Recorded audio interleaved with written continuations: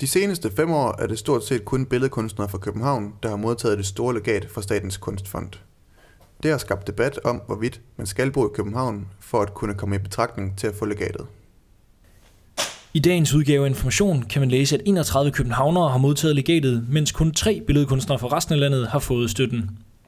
Har du nogensinde set en kathat? Det er en kathat. Så den kan sidde uden den falder af. Prøv at se, nu slipper jeg. Det er sådan, jeg har det med Kunstfonden. Hans Krul er en billedkunstner med base i Lystrup ved Aarhus. Han mener, at det er forståeligt, at kunstnerne søger mod storbyen.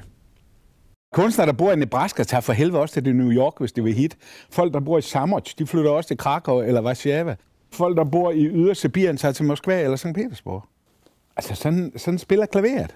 Kritikere mener, at man skal være en del af københavnske kunstkredse for at modtage den eftertragtede støtte.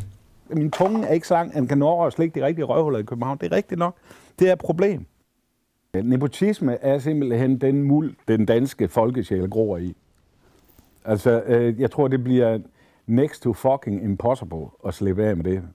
På det Jyske Kunstakademi i Aarhus mener man, at ansvaret skal findes et andet sted. Det er jo ikke Kunstfondens skyld, at talentet er, eller at de bedste kunstnere i København. Det er jo simpelthen en politisk situation, hvor de store institutioner og alle de uddannelser har bedre vilkår. Der er flere gallerier, der er medierne er meget mere opmærksomme derovre, så derfor så søger man jo helt nødvendigt som kunstner derovre for at have de bedre muligheder.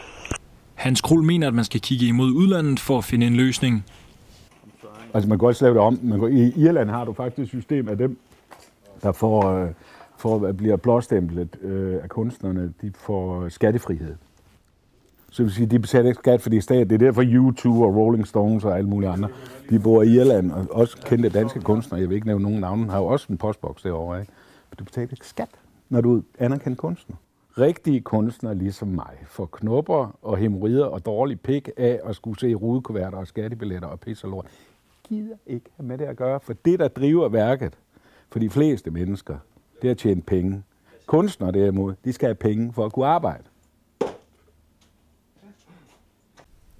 Det ser altså ud til, at det er en rigtig god idé at tage til København, hvis man vil noget som billedkunstner i Danmark.